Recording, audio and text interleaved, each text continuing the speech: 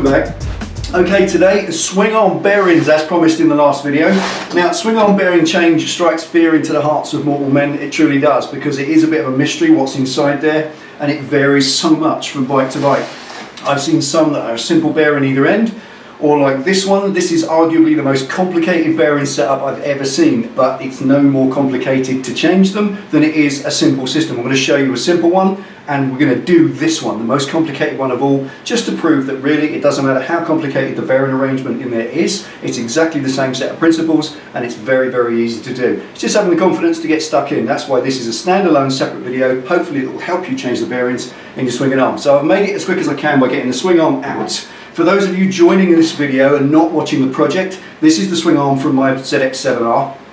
I'm in the process of customizing it, so I've taken all the paint off. That's why it looks like it does, but don't worry about that. It's just an example swing arm of, as I said, the most complicated setup there is, which is a great way to demonstrate it, to show that not only, even if it's complicated, it's still simple to do, but also anybody can do it with basic tools. So the tools I'm going to use for this, I'm going to use a bearing puller to take the bearings out, because it's the safest way to do it. I don't like using hammers and chisels to take bearings out. It's not the right way to do it. I am also, on the other hand, going to switch over and use a very simple, virtually free of charge, couple of quid's worth of metal threaded bar and some discs, and that is a bearing press, because I can't afford a hydraulic press, and some basic spanners, some grease, and a set of bearings, and a big mallet. Now you'll see as time goes on that this is really the simplest possible job. You don't need a bearing puller, but if you want one, it is a tool you can justify, because you'll use it for wheel bearings, headstock bearings, all manner of different things, and including swing arm bearings. But as far as a hydraulic press is concerned, that's an engineering shop tool. You may never use a hydraulic press. So we're going to do this by hand with the old kind of ghetto method of pressing bearings in, so you don't have to hammer them, because these bearings that go in swing arms, you cannot hammer them. But that's a lot of chat. Let's get on with it. Welcome back. Right, I want to start just by showing you this. This is a Yamaha XJR 1200 swinging arm. Ignore the fact that the end's cut off. It's one that's being extended in the future, but that's the basic system. I want to show you inside there if I can. This is the simplest setup of swing arm bearings that you can possibly have. If you look inside there, can you come on up? What you have in there is a needle roller bearing. One needle roller bearing. Very simple. And there's also one in the other end, exactly the same. Very easy. Now, that is about as simple as it gets. The shaft goes through there, and that's it. That's the simplest system. When that's properly assembled, it has a little seal goes on the outside, and that's it. Easy. But this particular bike, as I said, is a way more complicated than that. But I wanted to show you that it's no more complicated to do the job. In this one, we start by taking all the gubbins out. We need to strip all the old bearings out before we go anywhere. So to do that, this is the first part. This is a tube, a metal tube that runs all the way through the swing arm and comes to this end just before a sealed bearing. So that has to come out first. Normally you should be able to just pull that out with your fingers or get your thumb in there, but it's a bit stiff. Now it is a precision tube. Obviously this piece of tubing, the axle itself goes through that with a greasy layer over it, so that mustn't have any burrs on it. So I'm going to tap it out. But to tap it out, I'm going to use a handle of a hammer on the inside. I can get to the inside of it here, and I'm just going to, here it comes, I'm just putting that on the inside. I'll show you that.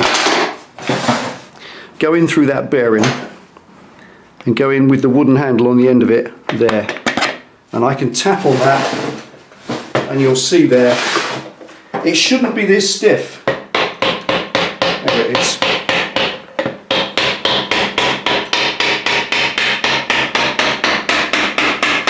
Now that's dried out horribly.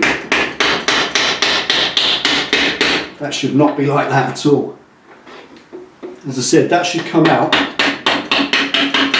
by hand. There it is. The reason I think is it's got wet and it's got dry. That's in a right old mess. So we'll be cleaning that up and using that, because that has to go back in at the end. Let's just get the worst of the grease off that so we don't get too dirty. The next thing to do is take the bearings out this side. If you can have a look in there, let's just get a light in there. Right, we've got two needle roller bearings in there, and they're all rusty, and they've got all this cack on, so they well and truly need changing. And we're going to pull those out using a blind bearing puller. Right, before I get onto that, I just want to mention this. This tube that goes in the centre, I've got some corrosion around there. I think old dried grease, so that's going to need a little bit of an emery cloth sand. But the reason I tap that out with the wooden handle of a hammer and not a piece of metal is that this lip edge here is very precise. That's the edge that the axle goes through, and you wouldn't want to hurt that or damage it. So if the tube is stuck in there like this one was, tap it out with a wooden drift, or at the very worst a nylon drift, so you don't hurt those lip edges. Because if you beat those and turn them into a bird end, you've then got to clean them up for the axle to go through when you reassemble it. Okay, getting these out. Now I've chosen to use this. This is a blind bearing puller. Now this set I got from Sealy. I've had this a little while. It's quite simply the easiest way there is to pull a bearing out. You take one of these, which is effectively a little die, and let's just make that one for instance. Down inside there's a taper, and there's a taper on there too. So you screw that in like so. That goes inside the bearing, and as you turn that in with a spanner, it expands this end, and that grips inside the bearing and wedges solid. You then screw the hammer handle on the back of it, and you can slide hammer it out. So rather than talk about it, let's show you how it actually works in action. It's not that one, it's that one. Right, so that bearing there is 34mm, so I'm going to use the 34 to 35mm head. Expand the die, the head of the die, until it just touches as it goes in.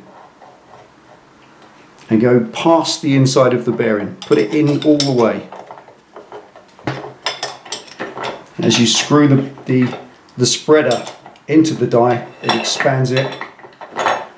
So now that won't come out. So what has happened on the inside here, this lip edge here has expanded out enough to grip inside the bearing and not want to come out. So now all we do, screw the hammer on,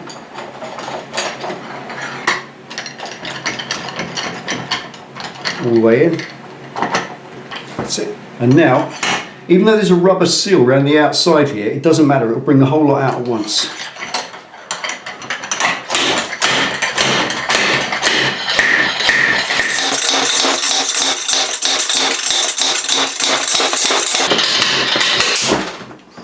And there we are, both bearings attached to the end and the seal, all out at once. There we are. Now they're not because they're knackered, but this takes the bearings out almost reusable. You could almost put those back in had they not been ruined on the inside. And if you do that with the chisel, that's not the case. They're always beaten to death. Right, let's do the other ones.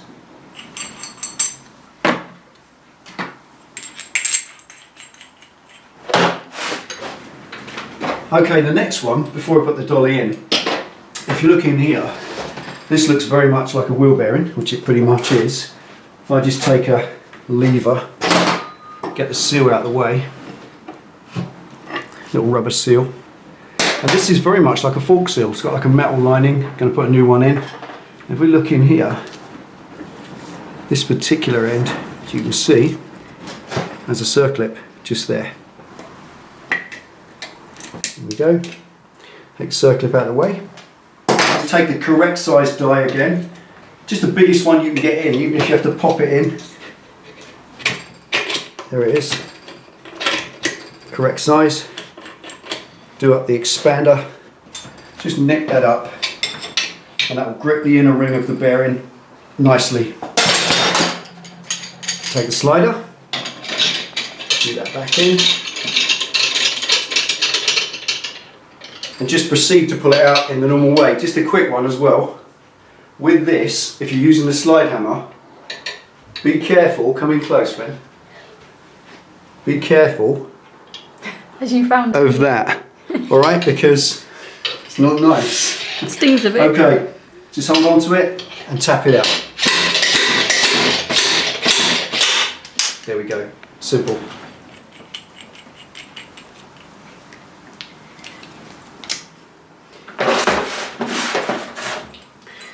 Right, back up to the 32 again.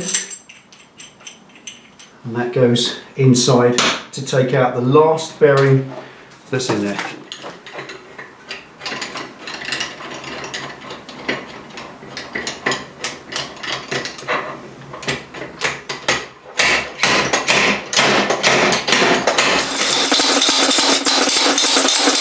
Go. And there's the fourth one. What a fight! So you can imagine trying to pull all those out with a hammer and chisel. Not only would you have had a devil's own job, because that lip edge on the end of that bearing that you would be chiseling against is so thin that you guaranteed definitely would have ended up chewing lumps out of this smooth inner face, which must be very smooth. So there is probably, I don't think, any way that you could have taken these bearings out with a hammer and chisel or a hammer and drift, because you just would have done too much damage. Invest in a puller. Not expensive, and you will use it a lot.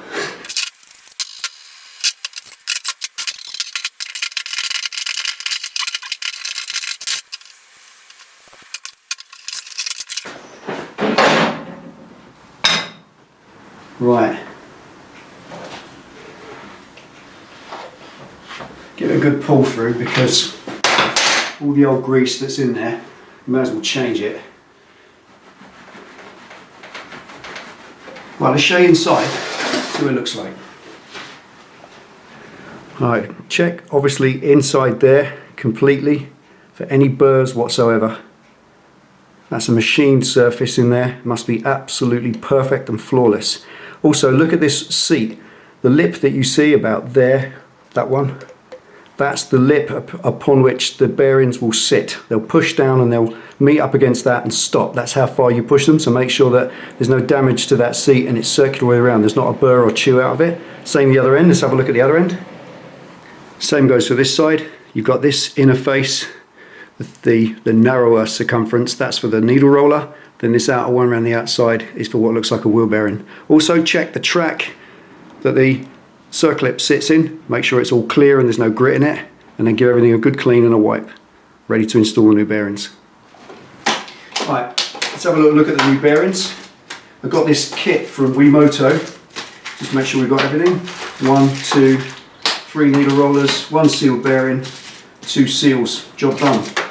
Interestingly enough, what it seems that Slinky Glide have done, or Wiha, whoever puts this set together, is they actually put genuine Kawasaki seals in there, which is nice to see, rather than just some Chinese one. That is a genuine Kawasaki seal. That means that you'll have a proper job at the end of it. Taking these out, you can see that they're sided, and if you take note when you remove them, come in close, Pam, you'll see that the writing on the bearing here and this flanged edge, as opposed to this kind of more open edge, comes on the outside. So they go in that way, which is why it's really important to take note when you take them out. Have a good look in there and make sure you see what's outermost. It gives you the orientation for later on. If you're not sure, then you can always film it. Take a photograph of it before it was there. If you forget, you can just refer to it. Easy enough, isn't it? Right. Now we're going to press those in gently. I can't tap them in. You can see straight away that is way too fragile to be hit with a mallet or a hammer, certainly around its periphery. You can tap it in later when it's really all the way home. I'll show you a little trick with a socket, but to get them in while they're right on the outside lip, we'll use a press. A homemade press, piece of threaded bar, 2 discs of metal and some nuts. Ain't hard, is it? Hey, Pen. Look at that. Right. But obviously, before we go anywhere, I want to grease the inside of there, so make sure there's plenty in there. Now, there's loads of theories, there's different greases you might use for this. You can use the white waterproof grease, or you can use whatever you like that you see fit. I'm not giving advice on grease, it's your choice, but I just use low melting point regular grease for these, simple. And all I'm doing is putting a smear of grease around the inside to help the bearings slide in, all the way to the inside of the face where they're going to touch. There we go. Right, going to grease these up first before we put them in. Just going to work the grease into the needles, into those little needle rollers, all the way around. Because it's easier to do it now than when they're in there. I mean, they come greased, obviously, there is grease on them, but not as much as you can put. If you can get more grease on them, the better, because they're going to be drowned in grease at the end. But I just want to work a little bit into those needles and get it all in behind them as well if possible. Like any job like this, it's at this stage that you've got an opportunity to make the best job of it. Right, I'm just going to get this one into its seat first. Flat side with the writing outmost, which is what it was before. Put it into its seat. There it is. Right. Now the other side, as you can see, there's a little bit of an issue in that the point where it bites, the recess, is right down inside. So when I take this bearing and I pop that in there, all I've got to do again is get it to seat just by biting it in gently. But obviously the flat part here of this disc, which would normally press that in, is going to be no good because this is inside the tube. So all we do is use a socket. I've picked a socket that is the same size or just a tiny bit smaller than the bearing, and I can press that against it, which will give me a driver made out of this 30mm socket. Now there's an important point here, very important point. I want to make that before I go any further at all, and that is the size of this. Obviously when you put that to there, you think that feels about the same size. So before anybody gets in issues with this, I'll show you why it's important that you check. If you buy any tool this year, buy yourself a caliper. I'll show you why. If you look at the bearing, you come on in close, man. If you check the bearing, the actual diameter of the bearing is 42.045. All right, that's the size of the bearing. The size of the socket that I'm going to push it in with is 41.77, so very, very slightly, a third of a millimetre smaller than the bearing. If it was a tiny bit bigger than the bearing, then it's going to get jammed in the swing arm and you won't get it out. So use your common sense, make sure the socket you use is smaller than the bearing, but as close as possible, because if it's too much smaller, it will pop inside and it will press this metal edge inwards and do damage to the needle roller bearing. It must be practically the same size, and this is what, 0.3 of a millimetre smaller. Absolutely perfect, so I'll use that as a driver.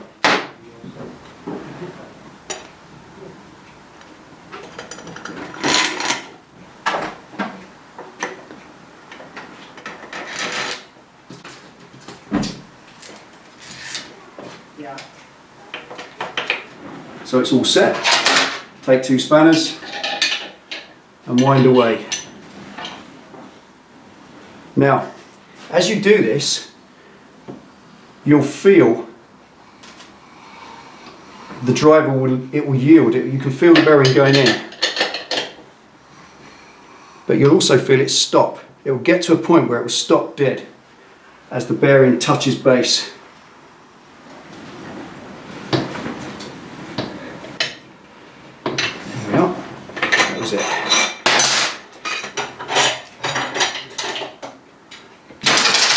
The other feel in there, and you can feel that the bearing is touching all the way around on its seat.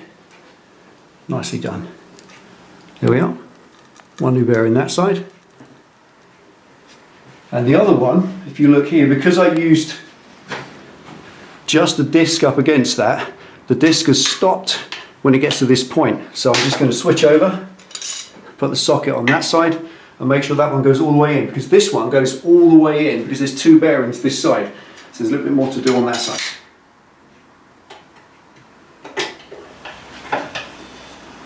There we go. If you meet a resistance at all, if there's anything more than, it's a good rule of thumb, 1 finger. If you need more than 1 finger to press that in, then there's a force or resistance, or perhaps the bearing's hung up on something and you're going to crush it, so be careful. Use 1 finger if necessary as your guide, and you'll get a feel for it in the end, and you'll know when it's hung up on something. So you feel it hit bottom, then just take all that out and feel inside the bearing to make sure it's met the ridge inside that it sits up against.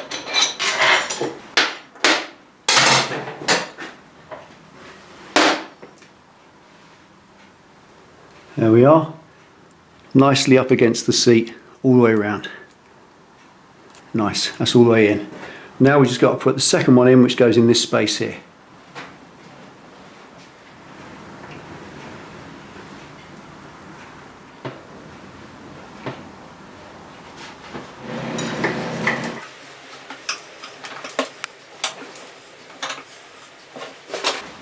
That's it. And again, you'll feel it touch base. That's it there. Yep, that's it. If it meets the resistance and you think that's it, or maybe it's not, just check. Don't keep pushing. There we go, both bearings up against each other. Superb. Awesome. Okay, same rules apply. Going to put this one in now. This is like a little outer wheel bearing, sits on this outer edge. Have a look at it. Alright, that's where it goes. Inside there, you can see the groove as well, the circlip goes round. So I need a socket that's going to push it all the way in past that groove that clears that hole. And that one just about does. And at the same time, it hits that nicely. It's about 0.5 millimetre smaller than the bearing, which is perfect. If it's too small, as I said, it will push against this rubber seal, and that's no good because it will push the inner bearing. So it's got to push against the outer race only. I'm sure you know that. Let's get it in.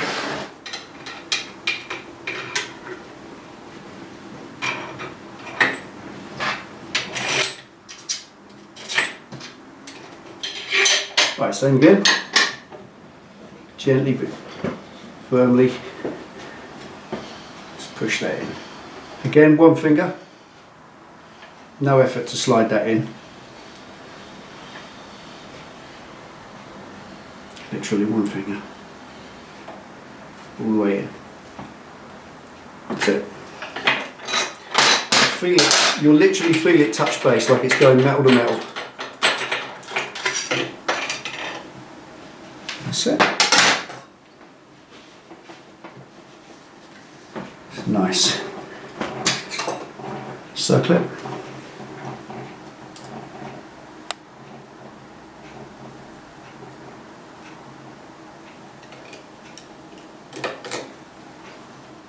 There we go. Already. That's it.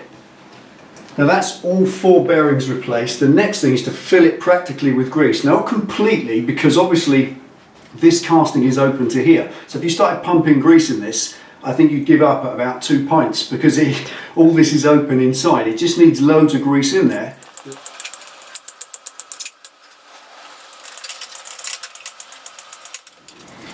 Little seal. This is very much like a fork seal. It's got an inner lip to stop the water getting in. And then there's the open bit with the wire showing that goes innermost. But again, watch what you're doing when it comes out and you'll see what to do when you put it back in.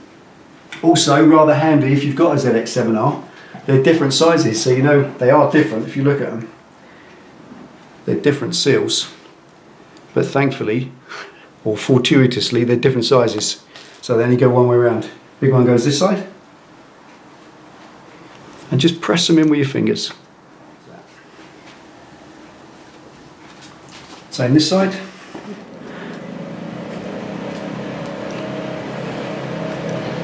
There you go. You don't need to hit them in, just press them in gently with your fingers and make sure they're roughly 3 or 4 mil in from the edge so they don't touch the frame which will come up against it. Now this is the shaft tube that goes through from that side, and all this black stuff that was on it must just be, I don't know, corrosion. It looks like kind of burnt grease. It's horrible. This doesn't go backwards and forwards fast enough to overheat, but it's clearly got something on there. So just going to use a Scotch-Brite, get it up nice and clean. Roll in.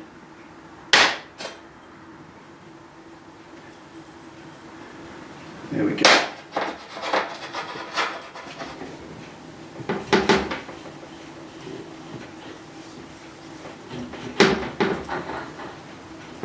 There we are. And you can feel that all the way home up to there. Just taking the excess grease out of there, the tube itself pushed out of the way. That's it. We're done, Pen. Hooray. There we are. Right, let's have a little clean up. We'll recap just very quickly on the things you might need, what you might make for yourself, and what it might cost. Right, there we go. Now, I dread to think what that would cost if you took your bike to your dealer to have it done. If you literally took the naked swing arm, I reckon they would charge you a couple of hours just to change the bearings. Some bikes are very easy, very straightforward, just 2 needle rollers on the outside, but not this lot, as you saw. That's woefully complicated in there. 2 one end, 2 the other, different kinds of bearings, all different sizes, seals, the whole lot. That's a lot of work. So if you actually took your bike in, you rode your bike in and rode it out, I reckon you'd be paying 8 hours labour to do a job like that. The parts aren't massively expensive. I'll put a link underneath to Wimoto's site so you can actually check out the cost of the bearings. They're not going to cost a great deal, they're quite cheap, but the point is it's the labour. That's what absolutely kills it and makes the ridiculous bills. 8 hours labour from any shop, you're looking at £500 comfortably, I would imagine. Probably a lot more. If you go into some of the high-end dealers like Harley and BMW, Ducati, that sort of thing, it just adds up. It seriously does. We just put the VAT on it as well. So honestly, you don't have to have a hydraulic press. That cost about £3.50 for a metre length from the local DIY store. These 2 bits of steel, you saw me make those the other day, don't cost much. You don't even have to make it as smart looking as that. Anything that will press, anything you see how that works, you get the principle, you can make something like that, not hard. The rest of it was hand tools, we've all got those, it's no problem. The only other thing was the puller. Now you don't have to use a puller for wheel bearings, but if you're doing these, especially this bike, you absolutely do. There's no way you could have beaten those out with a drift. You really couldn't. You'd have done a lot of damage to the inside of the swing arm. Remember, it's cast aluminium. It's been machined to a precision face, and you really don't want to be going hammering a drift through there. It just doesn't do it any good at all. It's a real monkey way to do it. So if you can afford a puller, which in this case you can, because this at the moment is on offer. We bought this a little while ago, but Wimoto have just put them on offer at 150 something. 159, 100 quid off. £100 off the proper price. It's a nice piece of kit. You will use it again and again, because remember, it will also do wheel bearings, stuff on your car, pulleys off the front of your motor, anything at all. You need to take a bearing out properly, remove it straight, they'll do it nicely for you, and it's a worthy investment. Like Penny said before, if we're saving you money, you invest that money in tools, your garage is getting more well equipped, your skills are expanding, you save yourself a fortune, you can afford to not only keep your bike safe, but in some cases, as we've heard from people recently, keep your bike at all. Because there's people who are falling on hard times, they have to sell their bike and get rid of it because they can't afford the repairs and the maintenance, and that's where this kind of thing works. So there we are, swing arm bearings, easy enough to change, just a mechanical process. Take your time, be careful, be clean, don't get any grit in there. I'm going to seal that up now completely, and then it's going to get painted and back in the bike later on. Anything else, Ben? Hope it helps you. Hope it helps you. Thank you for watching. Take it easy, ride safe. See you next time.